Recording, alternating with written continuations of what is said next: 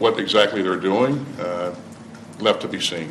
These are things that we need to sort out. We'll have more for you on that later. But yeah, as we continue to look at this, there is evidence that there are DPRK troops, in Russia.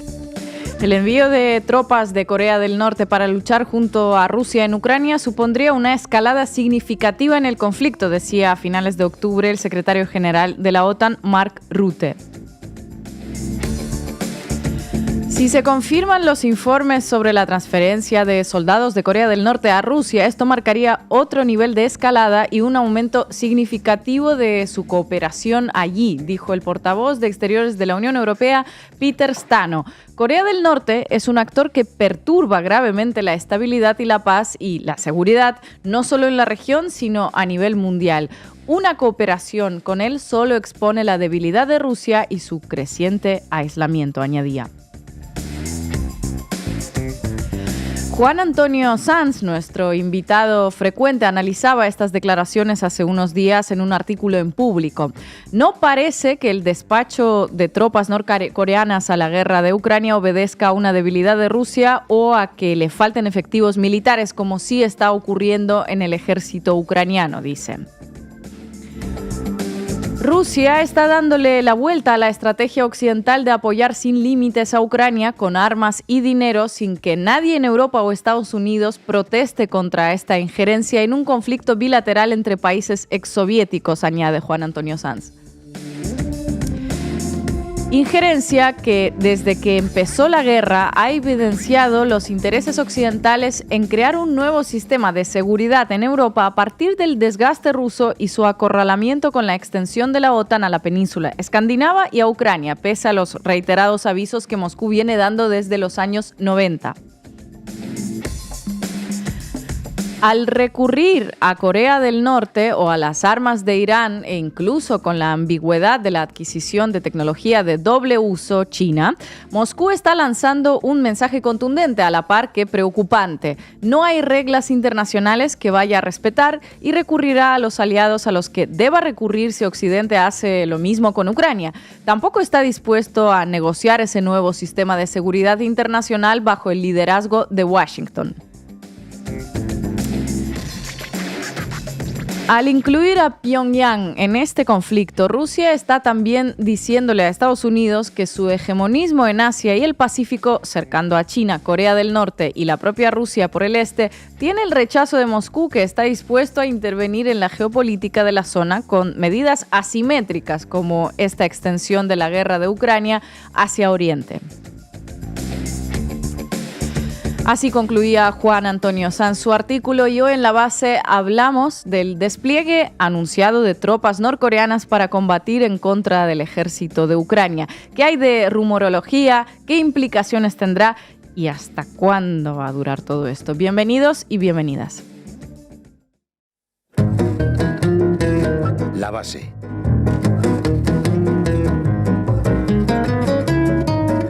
Bueno, hoy en La Base, miércoles, otro día sin el director de Canal Red. Volvemos al frente de guerra.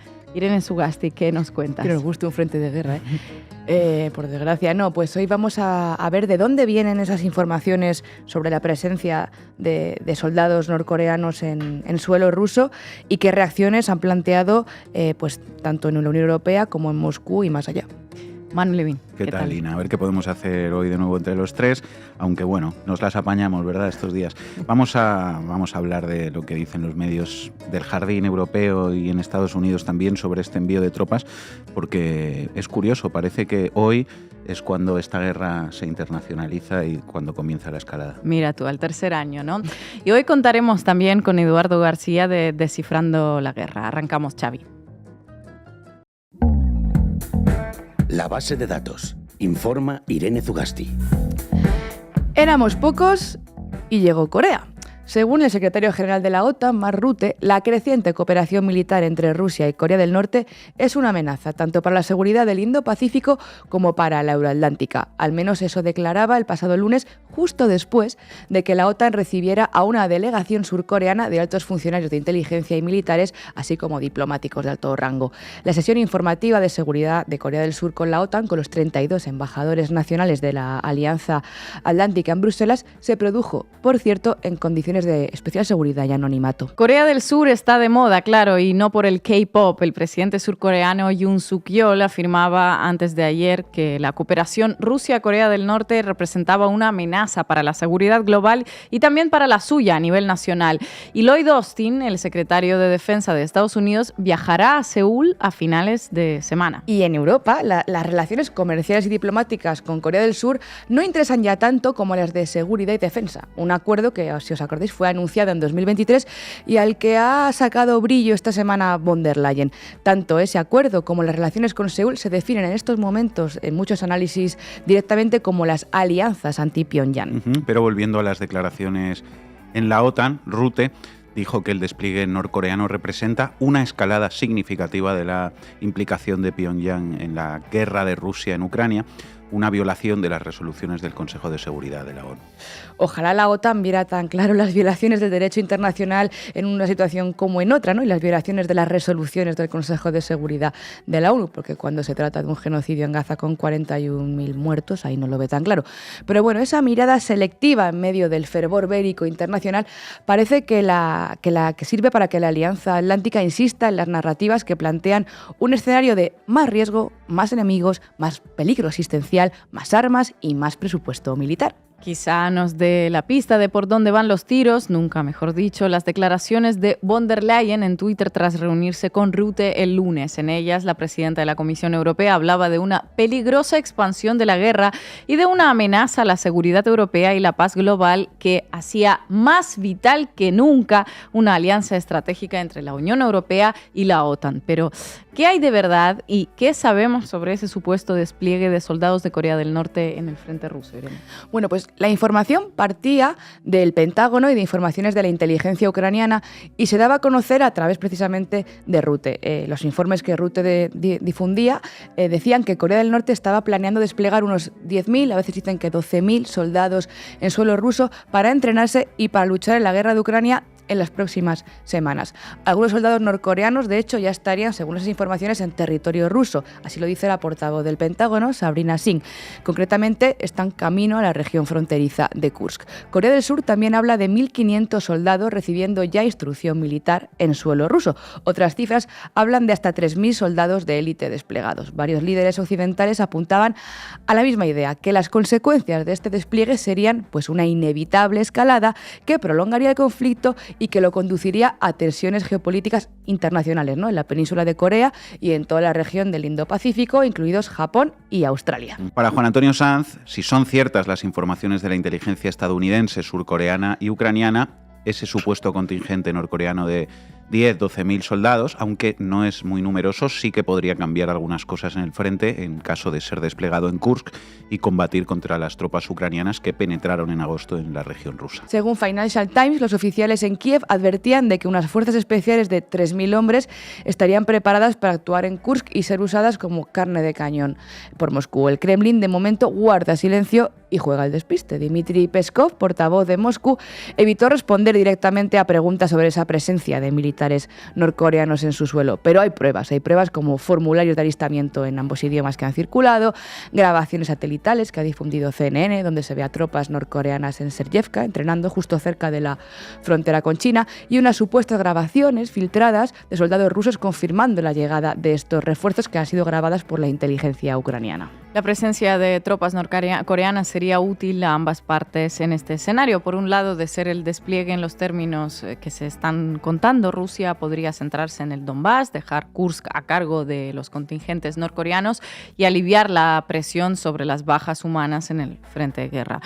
Y de cara, para Corea del Norte, esa posibilidad también le beneficiaría para entrenar a sus tropas en combate real. Si bien hay quien apunta en medios norteamericanos que tampoco Pyongyang quiere exponer demasiado a sus tropas. No obstante, como Sanz también apunta, Hay que ser cuidadosos con estas informaciones porque pueden ser también una estrategia para volver a colocar el foco en Ucrania y en el apoyo en un momento de desgaste militar y diplomático y con las elecciones estadounidenses a las puertas. Y a Moscú, claro, también les serviría para mantener pues, ese juego del despiste sobre sus verdaderas intenciones en el frente de Kursk.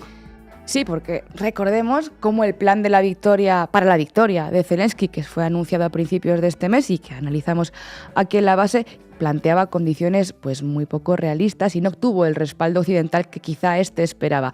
Y ya desde entonces los halcones de Kiev y más allá han intensificado mensajes en la línea de que hay una amenaza colectiva y la necesidad de luchar contra un eje del mal internacional y la insistencia en la implicación de Irán o de Corea del Norte en el conflicto. De hecho, Zelensky le pone hasta fecha a la entrada. Dice que el 1 de noviembre, según él, el ejército norcoreano lanzará una contraofensiva contra a sus tropas en el suelo ruso, en Kursk.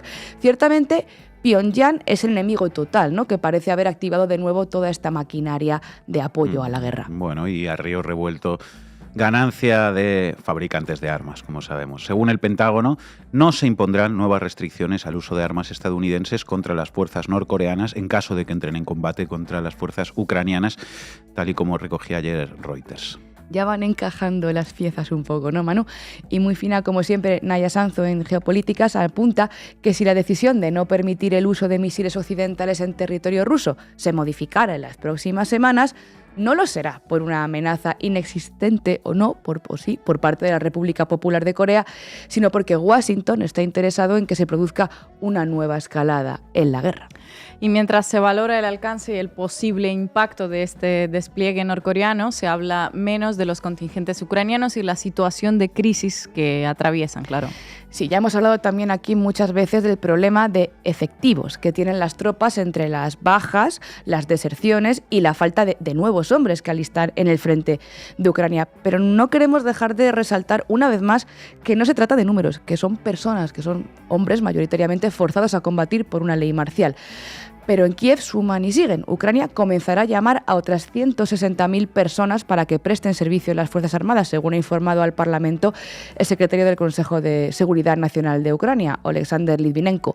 Una fuente de seguridad, de hecho, ha indicado por separado a France Press, a la agencia France Press, que el reclutamiento se desarrollará en el plazo de solo 3 meses. Lo cual contrasta con otras informaciones publicadas en medios ucranianos que afirman que se han producido hasta 100.000 casos de salidas no autorizadas de soldados de unidades militares ucranianas y se han abierto 90.000 causas penales por abandono y deserción, la mayoría de ellas en la región de Donetsk, en el Donbass. En cualquier caso, también sería interesante apuntar aquí una cosa.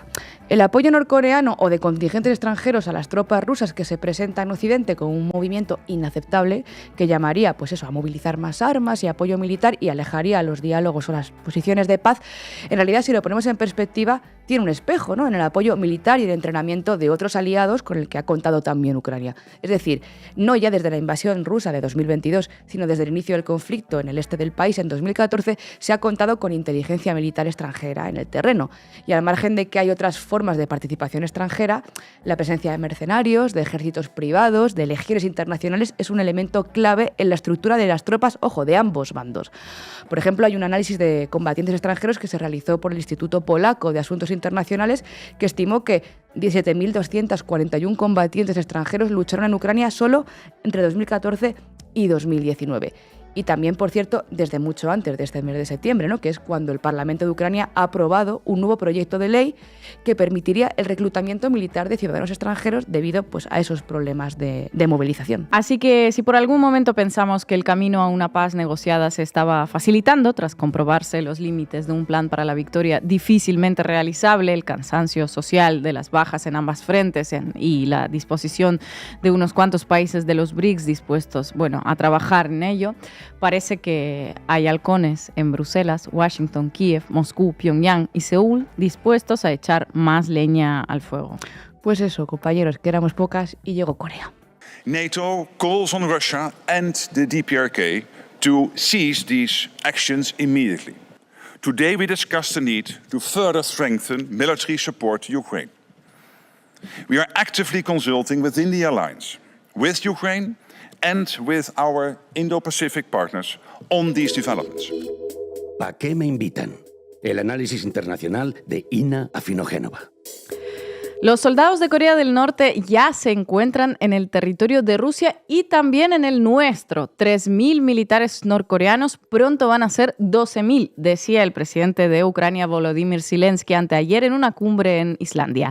Las informaciones sobre el número de supuestos efectivos varían. Ucrania habla de alrededor de 12.000, medios como Financial Times o Bloomberg de al menos 10.000. Rusia ni confirma ni desmiente y la OTAN dice que no dispone de información definitiva, como bien apunta Naya Sanso. La fuente inicial de estas informaciones, y como ya lo hemos dicho, son servicios de inteligencia, tanto ucranianos como surcoreanos. Como sucede con otros rumores procedentes de los servicios especiales, hay que tomarlos con cautela. No dejan de ser rumores para generar reacciones que convierten esos rumores en hechos. El timing en el que llegan tiene mucho que ver con la situación en el frente de guerra. Lo vamos a analizar más adelante.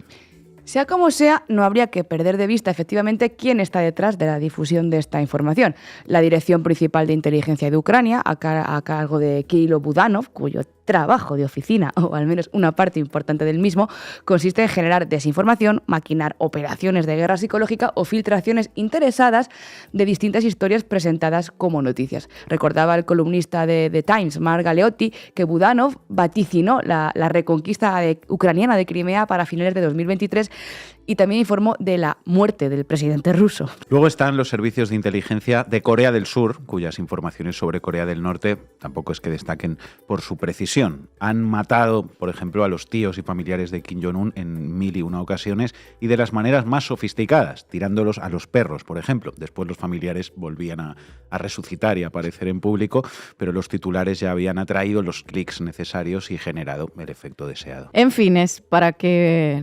ubiquemos un poquito a la fuente, ¿no? Ahora, ¿es posible que sean ciertas esta vez estas informaciones? Es muy posible, sí. Las informaciones sobre la cooperación armamentística de Irán en esta guerra también partieron como rumores y a estas alturas es difícil negarlo, al igual que los envíos de armas norcoreanas que el ejército ruso usa en el frente ucraniano. Pero vamos a analizarlo con lo que tenemos confirmado y no con las denuncias que hizo Kirilo Budanov. Y lo que está confirmado desde hace unos días es un tratado de asociación estratégica global que firmaron Moscú y Pyongyang durante la visita de Putin a la capital norcoreana y que la Duma estatal rusa ratificó la semana pasada. Uno de los puntos clave del tratado es la ayuda mutua en caso de agresión de un tercer país, una suerte de emulación del artículo 5 del Tratado de la OTAN. Vamos a leerlo textualmente. Artículo 4 del Tratado de la Alianza Estratégica Rusa-Coreana. En caso de que una de las partes sea atacada militarmente por parte de otro Estado o varios Estados y se encuentre en guerra, la otra parte prestará inmediatamente ayuda militar o de otro tipo con todos los medios que tenga a su disposición y de acuerdo con el artículo 51 de la Carta de las Naciones Unidas, así como con la legislación de la República Democrática de Corea del Norte y de la Federación Rusa. Este artículo número 4 fue al que se refirió el presidente ruso Vladimir Putin cuando le preguntaron la semana pasada sobre el eventual envío de soldados norcoreanos a la guerra en Ucrania. Es decir, de alguna forma dio a entender que el tratado podría invocarse en caso de que uno de los países fuera atacado. Y aquí es donde tenemos un acontecimiento relevante. La región de Kursk, que es región rusa, fue invadida y ocupada por las tropas ucranianas en agosto en una suerte de contraofensiva para reforzar la posición de Ucrania frente a unas eventuales negociaciones y mejorar la percepción de sus capacidades militares en los medios, prácticamente en un momento en el que muchos empezaban ya a dar la guerra por perdida. Amigo, un detalle importante, ¿no? Que las tropas norcoreanas pueden desplegarse en los territorios reconocidos internacionalmente como rusos y no habrá contradicción alguna con lo que dice el artículo 4 del tratado que firmaron ambos países. ¿Es Kursk territorio de Ucrania? No. ¿Ha sido atacado por un tercer país y se encuentra en guerra? Sí. Motivo indiscutible, ¿no?, para activar el artículo y para que Pyongyang pueda prestar su apoyo militar o de otro tipo y con todo lo que tenga a su disposición, como dice ese artículo. Así es, sobre el papel no hay ninguna vulneración de la legislación internacional, se está repeliendo una agresión extranjera en el territorio nacional, ¿no? Está claro que ni Ucrania ni sus aliados de la OTAN estarán de acuerdo con esta interpretación, de hecho ya hablan de una inédita escalada, como si atacar la región de Kursk no lo fuera, pero de cara al resto del mundo, de cara a los países del sur global o incluso de cara a Corea del Sur puede ser un argumento válido. válido. Ahora bien, otra de las preguntas que inevitablemente surge es ¿qué cambia en concreto un contingente de 10, 12.000 soldados en una guerra convertida en una picadora de carne como es esta? Hace poco el New York Times informaba, citando fuentes de la Administración de Estados Unidos, que desde febrero de 2022 la ofensiva en el Donbass dejó un saldo de unos 600.000 soldados rusos entre muertos y heridos,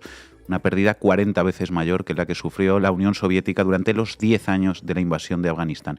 Wall Street Journal, a su vez, informó en una exclusiva a finales de septiembre que el número total de víctimas ucranianas y rusas llegaría ya a 1 millón de personas entre muertos y heridos. Frente a estos números, cabe hacerse pues, una pregunta totalmente cínica en este caso. ¿Qué son 10.000 soldados norcoreanos? Pues es cínica la pregunta, pero es inevitable, efectivamente, como dices. El ejército coreano tiene cerca de 1,2 millones de soldados. Muchos de ellos fueron formados en China o, en el caso de los más antiguos, en la URSS. Dice Juan Antonio Sanz en su artículo en Público que el supuesto contingente norcoreano, sin ser numeroso, sí podría cambiar algunas cosas en el frente si es que lo envían a Kursk.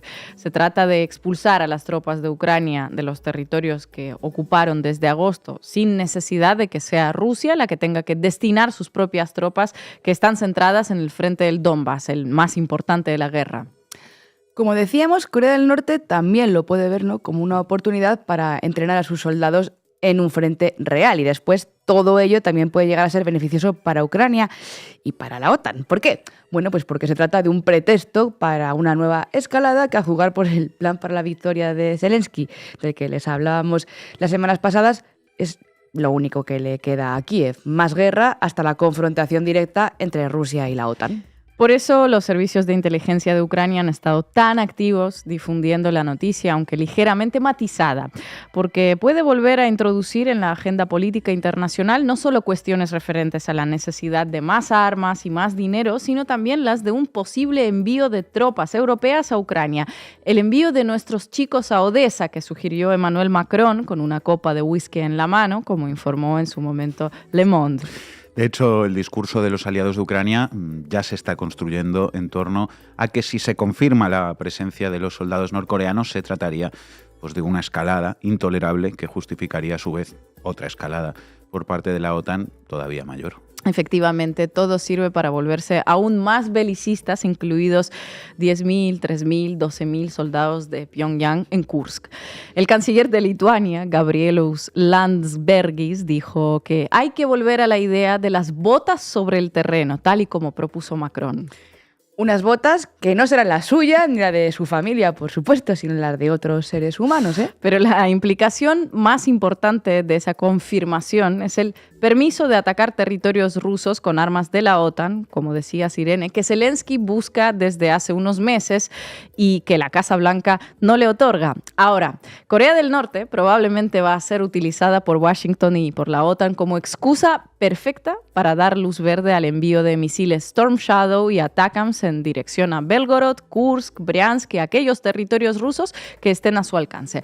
Estamos a una semana de las elecciones en Estados Unidos y qué mejor manera de terminar el mandato para el presidente demócrata que dando un pasito más hacia la guerra mundial, ¿verdad? Una escalada necesaria en respuesta a una escalada intolerable. Una escalada que todos buscan con el único objetivo de seguir evitando una negociación, la única manera de acabar con esta y con cualquier otra guerra. Ensuring the best possible capacities of the Ukrainian armed forces is essential. The Ukrainian armed forces are under big pressure along the front line, a front line which is longer than before the summer, and we have to continue providing Ukrainian armed forces with more capacity and to increase our training mission. Manu Levin. ¿Qué tal, Ina? Vamos, Xavi. Titulares al banquillo. El análisis mediático de Manu Levin. Corea del Norte ya ha enviado a sus hordas de carne a Ucrania. Putin está muy fuerte y no está solo porque tiene sólidas alianzas de países del eje del mal, pero al mismo tiempo está muy débil y desesperado y por eso necesita las hordas de carne. El Pentágono dice desde Washington, a 8.000 kilómetros de Kiev, que el envío de tropas norcoreanas internacionaliza la guerra.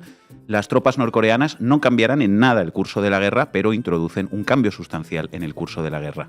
Los soldados enviados son de élite y al mismo tiempo son una manga de pobres harapientos y mal alimentados. Todo esto significa un riesgo de escalada y como eso nos preocupa mucho, lo que tenemos que hacer es disparar misiles occidentales al interior de Rusia. Justo cuando todo se iba a arreglar gracias al plan de paz de Zelensky, un proyecto de contraofensiva que implica la entrada de Ucrania en la OTAN, llega Putin y hace esto. Bueno, este sería un somero resumen de los nada contradictorios mensajes principales del discurso mediático occidental sobre la participación de soldados norcoreanos en la guerra de Ucrania. Vamos a ir, si os parece, identificándolos en algunas piezas que os traigo de la prensa española y estadounidense. Lo primero que habría que decir, como estábamos comentando, es que toda la prensa ya habla de la presencia de soldados de Corea del Norte, no como un plan, sino como un hecho. Así es. El Español. Ucrania alerta de que ya han llegado a Kursk los primeros combatientes de Corea del Norte para ayudar a Rusia. ABC, el Departamento de Defensa de Estados Unidos, ha afirmado este lunes que, según sus estimaciones, Corea del Norte ha enviado alrededor de 10.000 militares al este de Rusia con el objetivo de que reciban entrenamiento militar para una posible participación en las Fuerzas Armadas rusas en el marco de la invasión de Ucrania. La portavoz adjunta del Pentágono, Sabrina Singh, que ha indicado que Washington está observando esto de cerca y consultando con sus socios ucranianos y otros aliados, ha remarcado que se trata de un asunto muy grave, puesto que la participación de soldados norcoreanos en el campo de batalla marcaría una nueva escalada y pondría de relieve la creciente desesperación del presidente ruso Vladimir Putin por el número de bajas. Y he aquí otros dos elementos de lo que enumeraba Manu al principio. El envío de tropas pone en evidencia la debilidad y desesperación de Rusia y, sobre todo, marca una escalada del conflicto. Una escalada del conflicto. Enseguida nos vamos a detener en eso último, que es quizá lo fundamental. Antes, un par de ejemplos más del marco debilidad de Putin. El Español. Rusia despliega tropas norcoreanas en Kursk por la imposibilidad de echar a los ucranianos por sí mismos.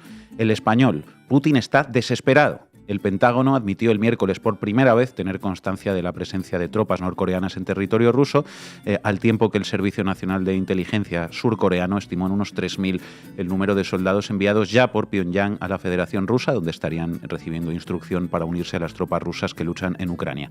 La portavoz adjunta del Pentágono, Sabrina Singh, consideró este jueves que este despliegue de soldados norcoreanos en Ucrania solo revela que Putin está desesperado y no ha conseguido sus objetivos bélicos en Ucrania.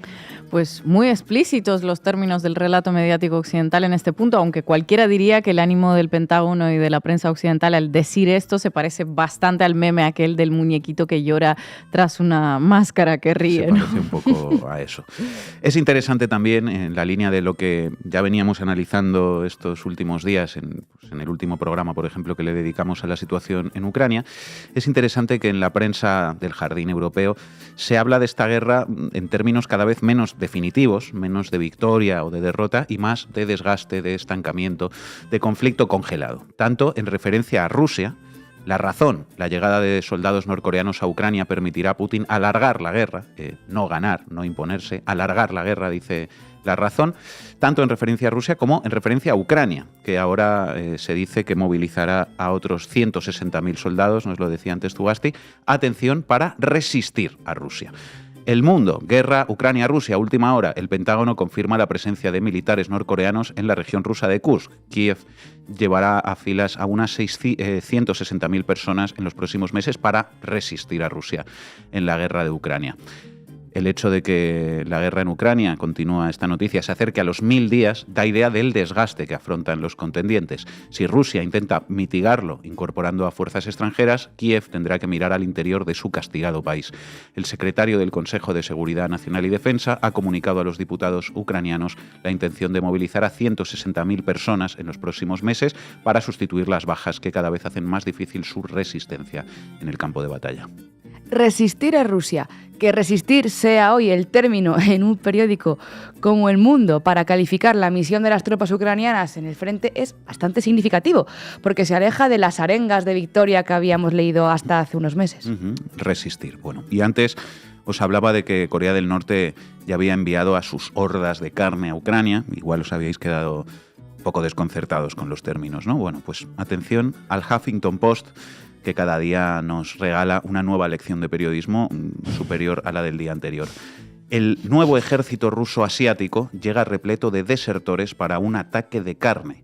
Las tropas norcoreanas, dice este periódico, tendrán una misión muy concreta que se puede saldar con miles de muertos en el frente. Esta definición, asalto de carne, responde a una táctica llevada a cabo por Rusia desde el inicio de la guerra, que consiste en enviar a personal poco entrenado con el objetivo de que asalten zonas de combate, convirtiéndose en una cacería que habitualmente se salda con numerosas víctimas mortales. Asalto de carne del ejército asiático. ¿Pero esto qué es? Pues claro que la guerra de Ucrania está siendo una trituradora de carne para todos los jóvenes que son enviados a morir al frente, para todos, tanto ucranianos como rusos, hayan nacido donde hayan nacido y tengan los rasgos que tengan. Por eso algunos llevamos casi 3 años defendiendo la paz frente a quienes animan a que continúe la trituración desde sus cómodas redacciones a miles de kilómetros del frente, como el propio Huffington Post.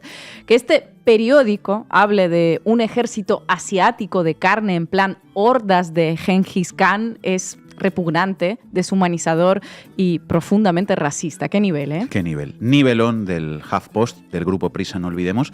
Y, en fin, lo que decía Aina, que esto lo diga uno de los periódicos más belicistas del jardín europeo, que lleva años jaleando la guerra y defendiendo enviar más armas, más dinero y más jóvenes como carne de cañón, precisamente, pues, en fin, se comenta solo, la verdad.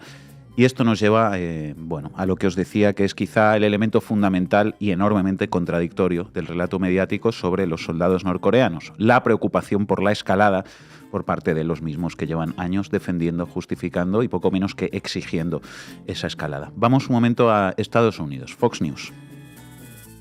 Ukraine's government releasing a new Korean language video aimed at North Korean soldiers. The promotional project is a counter effort to convince North Korean troops in eastern Russia to surrender in exchange for food and lodging. The Pentagon said Monday nearly 10,000 North Korean troops have been sent to Russia to train and fight in Ukraine. NATO Secretary General blasting the move, calling it a significant escalation in Russia's illegal war. NATO calls on Russia and the DPRK to cease these actions immediately. The Secretary General also taking aim at Russian President Vladimir Putin, saying the use of North Korean troops is further sign of the Russian leader's weakness. NATO now putting North Korea on notice, warning of potential consequences in the region. Pues lo mismo que veníamos diciendo, pero en inglés. El envío de tropas norcoreanas a Ucrania representa para el Pentágono una grave escalada y también revela la debilidad del ejército ruso. Bueno, el argumentario está claro, sea en español, en inglés o en chino. Más de la Fox. World leaders are warning of a dangerous escalation in Russia's war against Ukraine as the conflict nears its 3-year mark. Around 10,000 of North Korea's most elite troops are now training in Russia, and the Pentagon says a small number of those are already deployed to Russia's Kursk region, where Ukrainian forces have taken territory. It's very dangerous, very dangerous. Ukrainian President Vladimir Zelensky has been warning about the influx of troops and has asked his Western allies to change their policies to allow Ukraine to strike targets deeper into Russia. Vale, a ver si lo he entendido. Entonces, todo esto lleva a una escalada muy peligrosa, así que lo que tenemos que hacer ante esto es disparar misiles de fabricación británica o estadounidense al interior de Rusia, lo cual lleva a una escalada muy peligrosa. Es así, ¿no? Es así, perfecto. Y no solo es que quienes llevan años defendiendo la escalada ahora alerten de la escalada y propongan como solución más escalada. Es que es bastante curioso, por decirlo de alguna manera, leer en un periódico hoy, 30 de octubre de 2024, después del envío de armamento, dinero, apoyos de inteligencia, instructores militares por parte de Estados Unidos, Canadá, países nórdicos, no sé cuántos países de la Unión Europea, que esto, no nada de todo lo anterior, sino esto de ahora, es lo que convierte este conflicto en internacional. Ramón Pacheco, catedrático de Relaciones Internacionales en el King's College de Londres, asegura en una entrevista con La Razón que el envío de soldados norcoreanos para ayudar al ejército ruso en su invasión convierte la guerra de Ucrania en un conflicto internacional. Este es el primer paso hacia una guerra mundial, dijo el presidente ucraniano Volodymyr Zelensky a los aliados de Kiev durante un viaje a Bruselas la semana pasada, mientras desde Kiev y Seúl llegaban informes sobre la presencia de tropas norcoreanas en Rusia. Ramón Pacheco, catedrático de Relaciones Internacionales en el King's College de Londres, asegura que los soldados norcoreanos que se pueden enviar a Rusia en apoyo de la invasión de Ucrania no van a cambiar el sentido de la guerra y reflexiona sobre el cambio sustancial que introduce esta nueva variable. Esto ya no es una guerra que nos afecte solo a nosotros aquí en Europa, sino que es una guerra de escala internacional que incluye a países más allá del continente europeo. Ahora ya es una guerra a escala internacional que incluye a países más allá del continente europeo. Yo pensaba que Estados Unidos era un país más allá del continente europeo, Pues yo qué sé. No, tienes que volver a repasar geografía, compañera, porque es ahora, en este momento, cuando esto se convierte en un conflicto internacional con países más allá del continente europeo que amenaza la paz mundial. El mundo. Borrell viajará a Seúl ante la amenaza de Corea del Norte y Bruselas y la OTAN muestran sus temores. La escalada es una amenaza para la paz mundial. Von der Leyen y Rutte elevan el tono tras su primera reunión conjunta y en la capital comunitaria ya no se habla en condicional sobre el envío de tropas, se considera un hecho y la preocupación es muy real. No hace más que refrendar lo que ya advirtió a mediados de este mismo mes el propio Volodymyr Zelensky en Bruselas. Un paso más hacia la guerra mundial, afirmó el presidente de Ucrania tras reunirse con los presidentes europeos. La razón: tropas norcoreanas se desplazan a Ucrania mientras Zelensky y Seúl hablan de responder a la provocación de Kim Jong-un. Zelensky denuncia la expansión de la guerra a nivel internacional tras el envío de tropas norcoreanas a Rusia. Zelensky ha advertido sobre la expansión de la guerra a nivel global, denunciando la participación directa de Corea del Norte en apoyo a las fuerzas rusas. La afirmación de Zelensky llega tras confirmarse el despliegue de soldados norcoreanos en territorio ruso, con una cifra preliminar de 3.000 efectivos que podría aumentar hasta 12.000 en las próximas semanas. Durante una conversación telefónica con el presidente surcoreano, Yoon Suk-yeol, Zelensky agradeció a Corea del Sur por su respaldo continuo a la integridad territorial de Ucrania, así como por su asistencia financiera y humanitaria en medio de la guerra. Esta guerra se está internacionalizando y se está extendiendo más allá de los dos países en conflicto, advirtió el mandatario ucraniano, señalando que el despliegue de fuerzas extranjeras en el frente ruso marca un hito preocupante en la escalada del conflicto. Más, la razón hacia una nueva guerra mundial: la intervención de Corea del Norte en Ucrania eleva la tensión global. Corea del Sur baraja la posibilidad de enviar armamento ofensivo a Ucrania, mientras los aliados discuten si permitir a Kiev utilizar sus misiles balísticos en suelo ruso.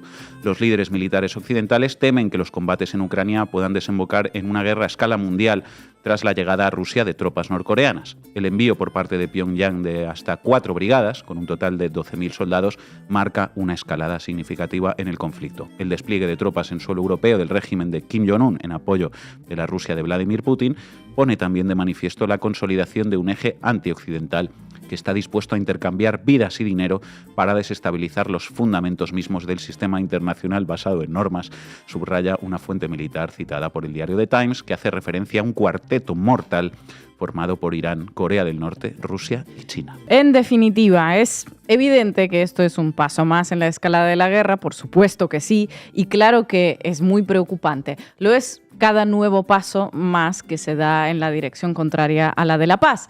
Pero denunciar la internacionalización del conflicto mientras tienes al teléfono al presidente de Corea del Sur, usas armas europeas y estadounidenses y quien reacciona al envío de tropas norcoreanas es el Pentágono, pues, en fin, te tienes que reír. Gracias, Manu.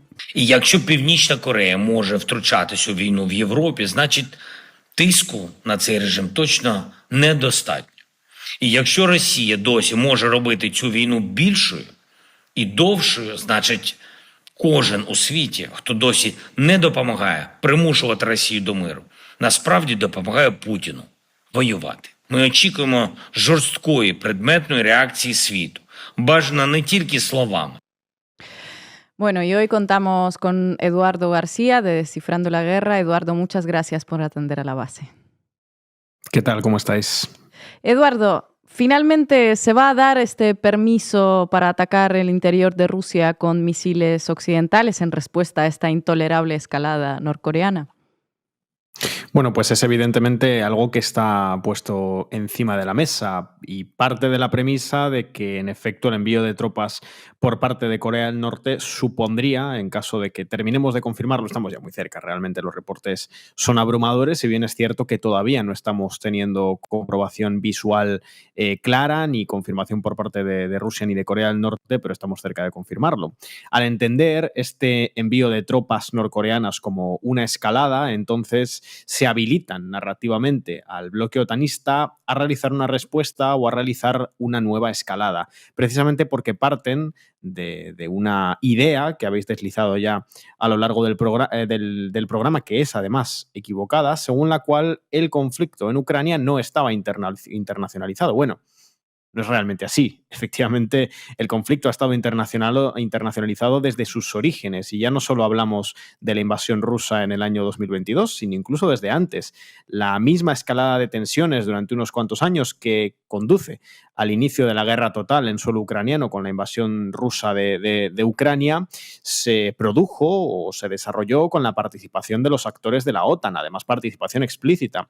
Al mismo tiempo, no solo hemos visto que, por ejemplo, logística, financiera e incluso militarmente los países de la OTAN, entre ellos, por supuesto, Estados Unidos y los actores europeos, han apoyado a Ucrania a lo largo del conflicto, sino que incluso hemos visto, además de directores, de generales, de inteligencia, también hemos visto participación de tropas. Es cierto que no son tropas estrictamente regulares, sino más bien voluntarios, pero no deja de ser una participación en el terreno por parte de actores occidentales dentro de Ucrania. Lo que sí supone, por supuesto, es una internacionalización por la parte de Rusia y nos permite además abrir bastantes preguntas, hacer bastantes análisis sobre lo que la guerra en Ucrania, la posición de la OTAN con respecto a Ucrania y la presión histórica que la OTAN ha ejercido contra Rusia supone para ese bloque muy poco articulado históricamente, que es el bloque antioccidental. Occidente siempre ha estado articulado bajo el liderazgo de Estados Unidos. El bloque otanista y sus aliados han conformado durante muchas décadas un espacio de poder,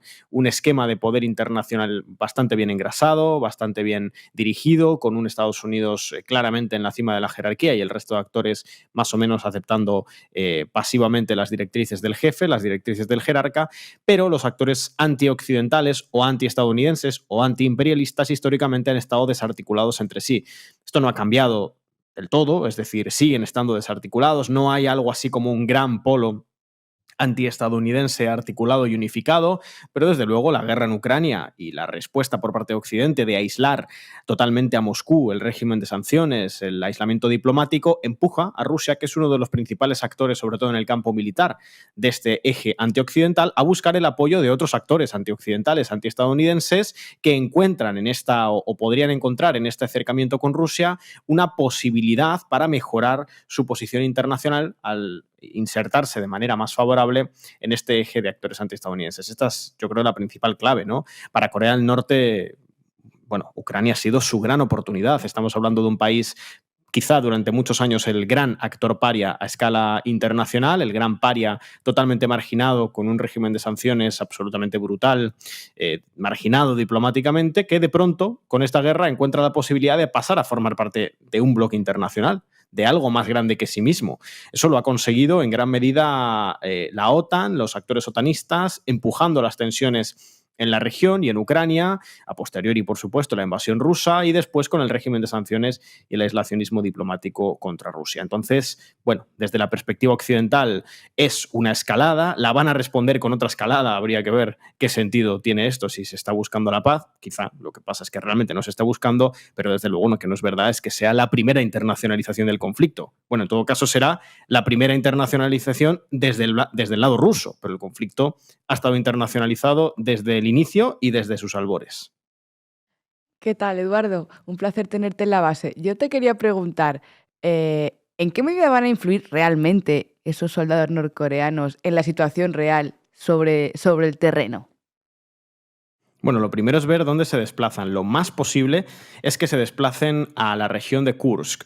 ¿Sabéis? Esta región dentro de territorio ruso, que fue en la que Ucrania hizo una avanzada, logró algunas victorias tácticas. Básicamente Ucrania buscaba, penetrando en territorio ruso, que Rusia tuviera que desviar recursos de otros frentes principales en el escenario ucraniano, principalmente el frente del Oblast de Donetsk, no lo consiguieron porque finalmente Rusia pudo desviar recursos, pero de otras regiones, de otros frentes, no necesariamente de Donetsk, y también dentro de la propia Rusia pudo tirar de fondo de armario, por así decirlo.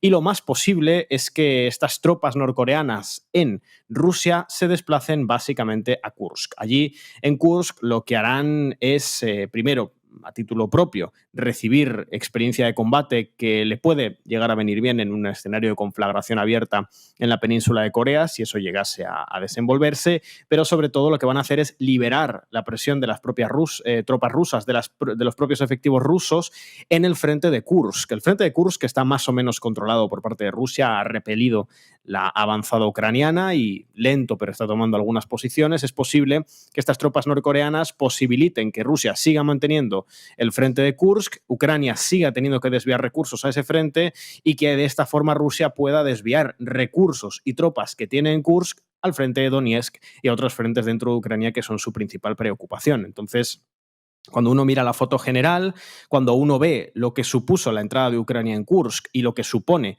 no solo la resistencia rusa en Kursk, sino la llegada de tropas norcoreanas, se da cuenta de que aquella avanzada ucraniana en Kursk ha sido un fracaso estratégico, ha perdido efectivos, ha desviado recursos, no ha conseguido sus objetivos y encima ha descuidado el frente de Donetsk, donde Rusia ha acelerado sus avances, está consiguiendo tomas de pueblos importantes en las últimas semanas y encima ahora, si las tropas norcoreanas terminan efectivamente yendo a Kursk, va a poder desviar todavía más recursos a Donetsk y a otros frentes dentro de Ucrania. Además, matiz, lo más posible es que vayan a Kursk porque, bueno, no dejan de ser tropas extranjeras, tropas norcoreanas, y entiendo que el gobierno de Kim Jong-un entenderá que al menos inicialmente le es más favorable no tener un perfil tan alto, ir, por supuesto, a combate, pero dentro del territorio ruso. No sería lo mismo en términos de reacción internacional o de reacción por parte de la OTAN si las tropas norcoreanas, en lugar de ir a un frente, sí, pero un frente, al fin y al cabo, dentro de Rusia, a que si fueran, por ejemplo, como digo, a Donetsk, que sería dentro de Ucrania. Entonces, lo más probable es que vayan al frente de Kursk y que ello permita que Rusia desvíe recursos a otros como Donetsk. Buenas tardes, Eduardo, ¿qué tal?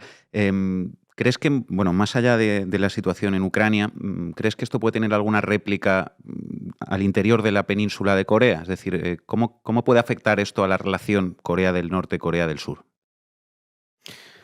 Bueno, la relación entre las dos Coreas está en un punto bajo, realmente está en un muy mal momento, particularmente desde la llegada en el año 2022 de Yoon Suk-yeol a la presidencia de Corea del Sur. Básicamente en Corea del Sur hay dos grandes líneas de pensamiento que se van alternando en los gobiernos que duran 15 años por otra parte. Hay un gran partido político, es un gran sistema bipartidista a grandes rasgos. Uno de ellos apuesta por la diplomacia y los acercamientos culturales, económicos, políticos, familiares entre las dos Coreas para destensar la relación entre ambas y destensar así la situación en la península, algo que se logró en cierta medida durante la primera parte del mandato anterior, el de Moon Jae-in, entre 2017 y 2022. Y ahora quien está gobernando es exactamente el otro sector, el sector que se define a sí mismo utilizando el término anticomunista como algo favorable, como algo que está dentro de su ideario. Y dentro, además, de ese sector, el actual presidente Yoon Suk-yeol forma parte del sector más radical del anticomunismo surcoreano. Es un sector político que básicamente considera a Corea del Norte y a todo lo que tiene que ver con Corea del Norte, con la ideología Juche, con el gobierno del Partido del Trabajo en Corea del Norte, como lo que se suele conocer como un hecho maldito de la historia de Corea y que básicamente el objetivo que tiene que tener a largo plazo Corea del Sur es exterminar el gobierno del norte y ocupar y absorber la parte norte de la península para lograr una reunificación desde el punto de vista liberal, proestadounidense, etc. Claro, por supuesto, este movimiento por parte de Corea del Norte no ha gustado en absoluto a Corea del Sur. Entre ambas Coreas ya hay una escalada desde enero del 2024 que se intensificó hace unas semanas de manera muy, pero que muy importante con la destrucción de las conexiones terrestres norte-sur en el lado norte. Y el ejército surcoreano, las Fuerzas Armadas surcoreanas y la presidencia de Corea del Sur lo que están temiendo, y además con razón, es que, entre otras muchas cosas, las tropas norcoreanas van a adquirir experiencia de combate que las tropas surcoreanas no estarían adquiriendo, además de la posibilidad de normalización internacional que recibe Corea del Norte. Como he dicho al principio, puede sonar contraintuitivo. Por supuesto, Corea del Norte, el movimiento norcoreano no es bien visto por Occidente, pero al fin y al cabo para Occidente Corea del Norte ya era un estado paria. Lo que logra Corea del Norte es posicionarse en el eje antiestadounidense, potencialmente poder tener buenas relaciones o mejores relaciones económicas, comerciales, incluso militares o energéticas, ya no solo con Rusia. Imaginemos con Irán, con Venezuela, con Nicaragua, con otros actores opuestos al imperialismo estadounidense, y eso, por supuesto, no gusta en Corea del Sur. Corea del Sur, dentro de las limitaciones que suponía el estado permanente de posible guerra en la península, vivía relativamente cómoda con este statu quo en el que básicamente Corea del Norte estaba absolutamente aislada a escala internacional. El cambio de paradigma que puede suponer la incorporación de Corea del Norte a la guerra en Rusia, en Ucrania, le preocupa. Entre otras muchas cosas porque si Corea del Norte verdaderamente se vuelca militarmente en el conflicto en Ucrania, entonces significa que los destinos de Corea del Norte van a estar ligados al resultado de la guerra. Es decir, que si Rusia finalmente consigue tomar unas buenas posiciones para las futuras negociaciones de paz, entonces Corea del Norte se podría haber ganado el derecho a sentarse en esa mesa y conseguir, por ejemplo, el levantamiento de los paquetes de sanciones, o al menos parcialmente. Por supuesto, esto no gusta en absoluto a Corea del Sur, mucho menos con su actual gobierno declaradamente anticomunista, y además no le gusta en absoluto la experiencia en combate que van a adquirir las tropas norcoreanas, ni mucho menos la asociación entre Corea del Norte y Rusia, que va a ser decisiva para que Corea del Norte siga mejorando sus capacidades militares. Y de hecho, os doy un dato para terminar. Durante bastante tiempo, Corea del Norte había estado intentando poner en órbita su primer satélite de espionaje militar, no lo había conseguido nunca, el Malikyong-1, y cuando se produjo el primer encuentro, la primera cumbre entre Vladimir Putin y Kim Jong-un, sabemos, casi con total convicción, que hubo intercambio de información tecnológica referida al ámbito espacial, y un par de meses después, por fin Corea del Norte logró poner en órbita ese satélite de espionaje militar que en el eventual caso de una guerra entre las dos Coreas sería muy importante para las capacidades militares contra Corea del Norte y Estados Unidos. Así que Corea del Sur está preocupada, no le gusta lo que está pasando, y además es que tienes razón, tiene sentido que lo haga teniendo en cuenta la posición de su gobierno. Eduardo García, muchísimas gracias por atender a la base. Hasta pronto. Gracias a vosotros, como siempre. Bueno, y les dejamos con un tema de Corea la buena, mal presentimiento. Mañana más.